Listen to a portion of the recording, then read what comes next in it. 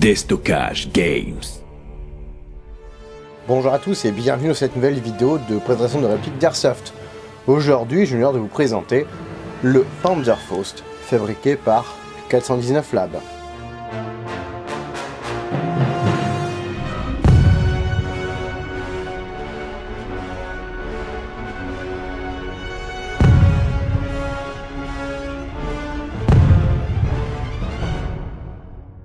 Avant toute chose, je tiens à remercier 419 Labs pour toute sa confiance, ainsi que Destockage Games pour leur soutien apporté dans cette vidéo. En effet, grâce à leur soutien, j'ai pu acquérir la grenade Master Mike que je vais tester rien que pour vous. Bon, du coup, récemment, j'ai fait 2 unboxings, ou ouverture de boîte. Une vidéo concernant ce bébé, et l'autre vidéo concernant la grenade Master Mike avec une autre réplique. Vous pourrez retrouver ces 2 vidéos dans la description de cette vidéo ou ici en petites fiches qui viendront s'afficher l'une après l'autre.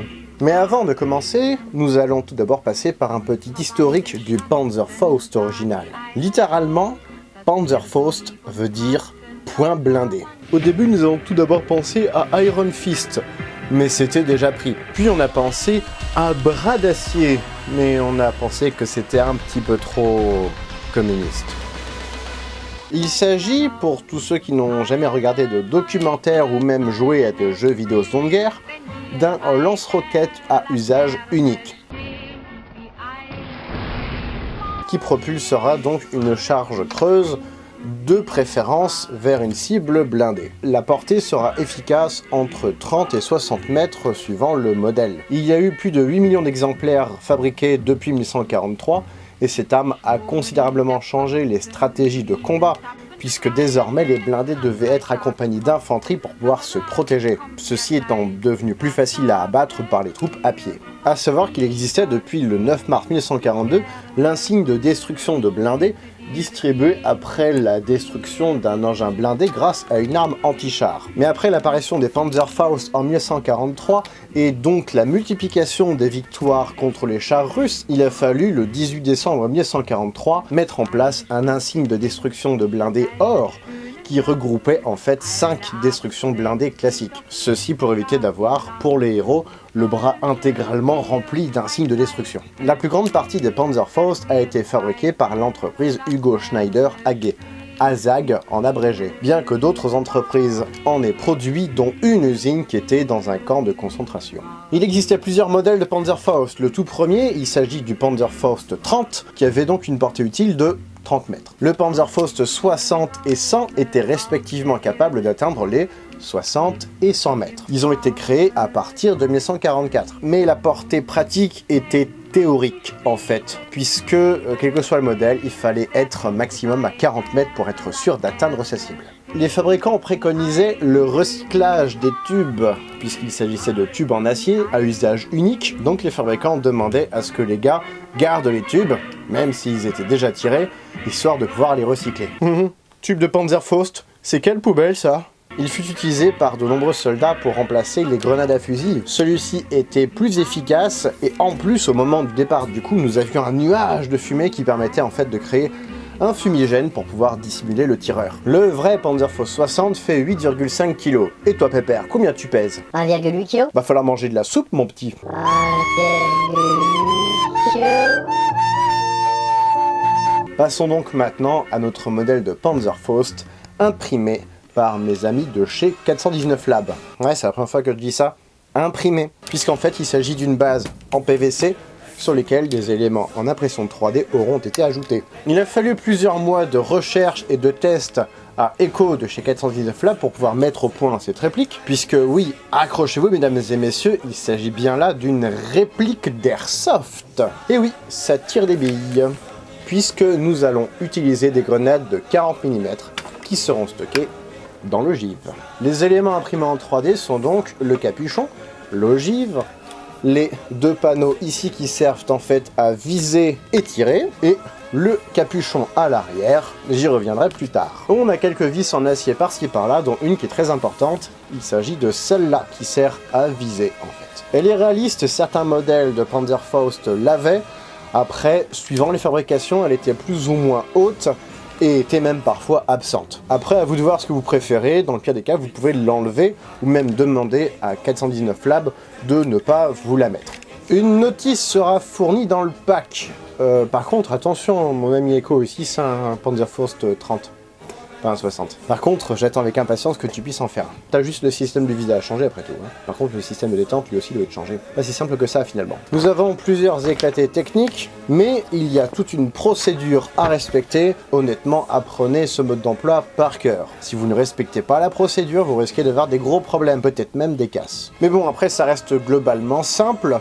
Mais il va falloir vous mettre en tête que cet objet est fragile. Ne vous essayez donc pas dessus, ça reste du PVC, ça va casser. Bon après, si vous pétez des pièces, celles qui sont d'impression 3D, vous pourrez toujours redemander à 419 Labs de pouvoir vous fournir des pièces de remplacement. Considérez donc que c'est aussi solide que du Denix. Après, c'est du fait maison, j'ose pas imaginer le prix que ça doit coûter un Panzerfaust à l'unité en acier. Comme c'est du entièrement fait maison, les délais de fabrication sont à prendre en compte au moment de votre commande, puisqu'il ne s'agit pas en fait d'une commande, mais d'une précommande.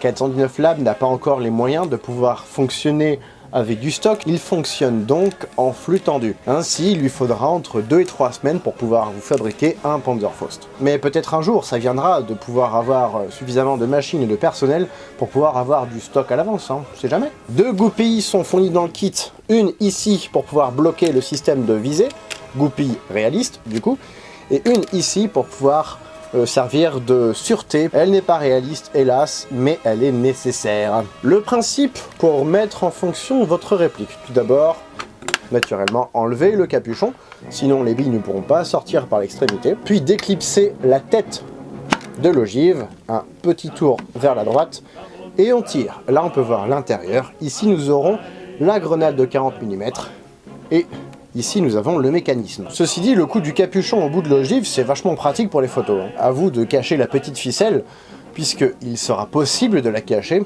pour dissimuler au maximum le fait que ce soit un airsoft. Pour pouvoir remettre le capuchon, il y a un sens vis du dessus contre vis du dessous. Et je fais glisser la ficelle par là. Nous avons donc une tige filetée à l'intérieur, là, qui servira en fait de percuteur. Il vous faudra donc l'armer pour ce faire, soit vous avez un doigt suffisamment fin et costaud pour pouvoir l'enfoncer au maximum, soit vous prenez un tournevis. Moi je prends mon tournevis de couteau suisse, mon décapsuleur, et j'appuie dessus. Faites ça sur le sol. Une fois que c'est armé, mais bon, ceci dit, vous n'avez pas besoin d'enlever les goupilles, eh bien il faudra absolument garder cette goupille, puisque à tout moment, là, le coup peut partir. Ensuite, prenez votre grenade. Ici, une Master Mic qui vient de chez Destockage Games, je le rappelle. Puis, introduisez-la dans la chambre, entre guillemets, et arrangez-vous pour que ça ne dépasse pas. Ici, là, ce n'est pas bon, il va falloir appuyer dessus pour que ce soit vraiment à ras. Pas bien. Bien. Après, quand vous voudrez l'enlever, soit vous utilisez à nouveau votre petit tournevis pour faire levier ici, puisque nous avons 2 encoches là pour pouvoir dégager la grenade, ou alors, tout simplement en passant par l'avant, vous la doigtez.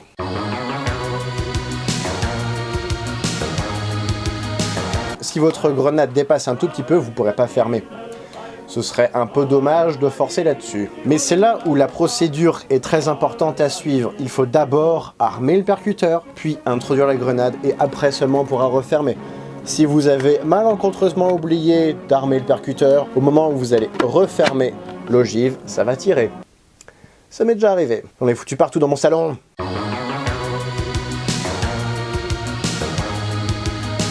Donc nous pouvons refermer l'ogive. Et nous sommes prêts à tirer. Puis nous allons enlever la première goupille pour pouvoir déployer le système de visée. Ainsi, il faudra aligner une des 3 encoches que nous avons ici avec la vis pour pouvoir viser. Nous avons les marquages 30, 60 et 80 mètres qui sont imprimés directement sur la pièce. Alors après, je vous conseillerais de directement viser 80 mètres, hein, comme ça, qui peut le plus, peut le moins. Ainsi, pour un tir classique en cloche, vous pourrez atteindre les 20 à 30 mètres. Pour la Master Mic, c'est une autre paire de manches, vous verrez ça plus tard. Bonjour à tous les petits marcoulins, ici Neo035 ASMR. Aujourd'hui nous allons observer un putain de le pendule sur un Panzerfaust. Mouah. Il y aura des étiquettes en rab avec le Panzerfaust. Ça, je trouve que c'est vachement bien. Alors après, soit vous les scannez, soit vous demandez directement à 419 Lab de vous envoyer le PDF. Gardez ça surtout en rechange. Bah, c'est du papier imprimé sur du plastique, donc évidemment, ça craint un peu l'humidité, on va dire. Et pour tirer, nous allons enlever la deuxième goupille et appuyer sur la clavette ici où il y a marqué Fire. Différents marquages seront peints sur le tube. Ils sont faits avec des pochoirs. Ils sont en rouge et ici nous avons même un marquage bleu. Et là, comme ça, au début, j'ai cru qu'il y avait marqué « J'aime ». Es gefällt mir. Abonne-toi. En tout cas, tous les marquages sont présents, sont réalistes. Là, je dis chapeau. Ça me change de mon ancien Panzerfaust où il n'y a pas les marquages et j'ai la flemme de chercher les pochoirs. Ouais, je parle de celui-là que je vous ai déjà montré dans ma vidéo sur les Volksgrenadier. Il est pas très beau quand même. Hein. Il manquait même le capuchon, j'ai dû le reproduire avec du scotch. Par contre, il est en métal et la tête, elle est vachement lourde. Là, au moins, le poids, il est réaliste. Mais bon, comme dirait mon grand-père, wesh, Osef, on s'en fout au KLM, c'est pas un airsoft. Ouais, il disait ça, mon grand-père, ouais. Il était dans la wave, c'est pour ça. Il sera possible de stocker une ou deux grenades en fonction de leur taille dans l'arrière du tube. Nous avons ici un disque qui sert en fait de fond de réservoir. On peut deviner cette plateforme ici grâce aux vis que nous avons sur le côté. Et donc là, j'ai deux grenades de 40 mm classiques qui y sont stockées. Par contre, arrangez-vous pour en avoir une courte, une longue, parce que sinon ça va bouger dans tous les sens. Ou alors, au fond, mettez de la mousse. Comme ça cale un peu. Mais bon, l'idéal, ce sera quand même d'avoir plein de grenades à l'avance, comme ça, sur le terrain, vous n'aurez pas à recharger. Sauf si vous avez un pourvoyeur qui vous gérera les grenades pour vous, mais dans ce cas-là, autant prendre directement un Panzerschreck.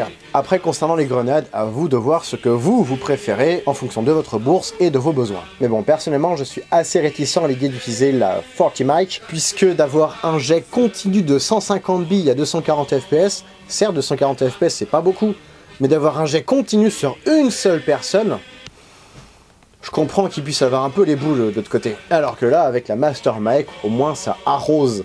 Et c'est pas une seule personne, mais 5 ou 6 qui potentiellement peuvent être touchés. Mais du coup, j'ai choisi de ne vous montrer que la Master Mike. Aussi parce que t'as pas d'argent. Les fais pas fuir. Laisse du mystère sur mon compte en banque. Qui est vide.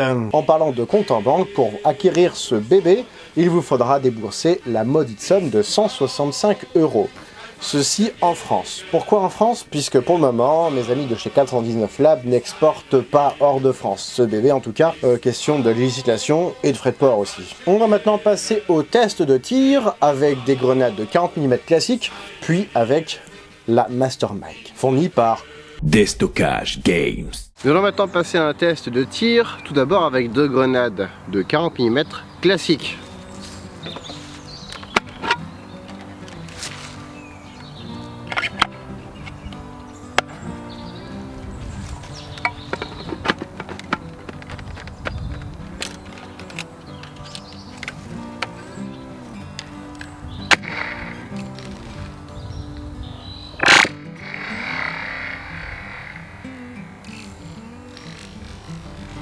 Part entre 25 et 30 mètres hein, quand même, mine de rien, c'est pas mal.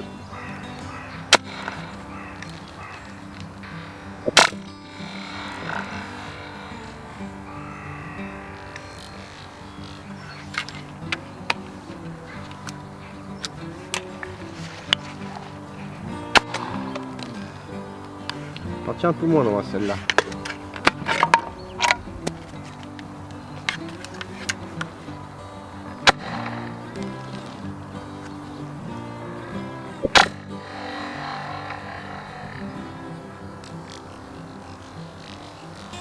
Et nous allons maintenant passer au test de la Master Mike. Donc pour ce faire, j'ai bien mis toutes les goupilles avant de manipuler. J'ai pas envie que ça parte tout seul dans ma gueule, accessoirement. Je vais viser l'arbre. Hop, voilà, l'arbre qui est là. C'est parti. Ah ouais, ça gicle. Putain, ça me rappelle moi hier soir.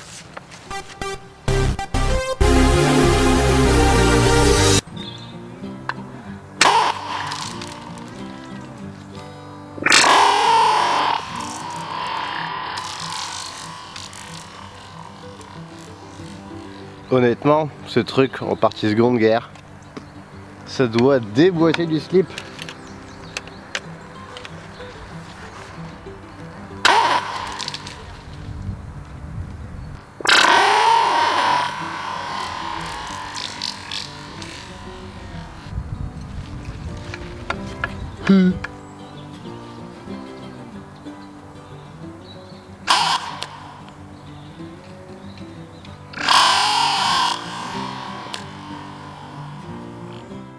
On peut voir donc que la portée va dépendre de la grenade employée.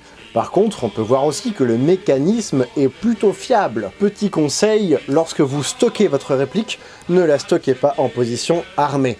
Sinon, c'est le ressort à l'intérieur qui risque d'en prendre un coup, et vous perdrez de la puissance, voire même vous pourrez empêcher le tir, puisqu'il va falloir développer une certaine puissance sur le cul de la grenade. Potentiellement, ça peut vous empêcher de tirer correctement avec une grenade. Après, dernier petit inconvénient, si vous utilisez les grenades de la gamme Mike, eh bien, vous ne pourrez pas les stocker dans le culot avec la petite capsule de protection qui est fournie avec. Là, hélas, on peut rien y faire, c'est dommage. Mais bon, c'est comme ça, à moins de bricoler le vôtre sans le petit argot supplémentaire en caoutchouc. Si vous voulez savoir comment on charge des grenades de 40 mm, que ce soit les classiques ou les Master Mike, allez voir sur YouTube, il y a plein de tutos, on n'est pas là pour ça. Dernier petit conseil, vos goupilles, tordez-les un peu. Certes, ce sera un petit peu plus gênant pour les remettre, mais au moins vous ne les perdrez pas. Parce que nativement, ça va se barrer tout seul. Ce serait dommage, hein. Après, ce sont des goupilles tout à fait classiques, hein. Vous pourrez les remplacer par d'autres goupilles standards. Voici donc ce qui conclut cette vidéo, j'espère qu'elle vous aura plu. Si c'est le cas, comme d'habitude, n'hésitez pas à laisser un pouce bleu, un commentaire, à vous abonner et à partager cette vidéo. Je tiens à remercier mes partenaires de chez 419 Labs et Destockage Games pour leur soutien, sans qui cette vidéo n'aurait tout simplement pas été possible. Mais si vous aussi voulez me soutenir, n'hésitez pas à aller voir dans la description, vous pourrez retrouver mes pages Tipeee, MyTips, ainsi que, c'est nouveau, vous pourrez souscrire à la page YouTube en tant que membre, ce qui vous donnera accès à quelques avantages. Allez voir le lien, vous pourrez en découvrir plus. Tout ceci pour vous permettre de m'aider, que ce soit sur la forme, mais aussi sur le fond de mes vidéos. Quant à moi, je vous donne rendez-vous prochainement pour de nouvelles vidéos de présentation de répliques d'Airsoft, d'uniformes et de VIP. Salut!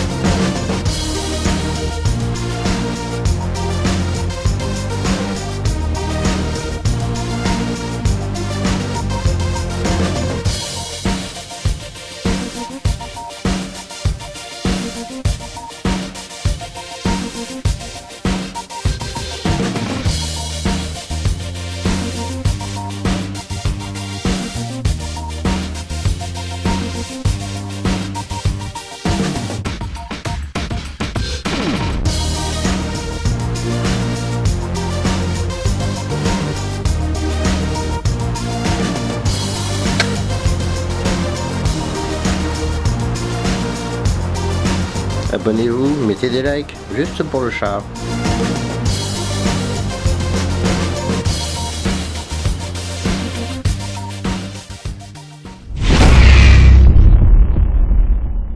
Destockage Games.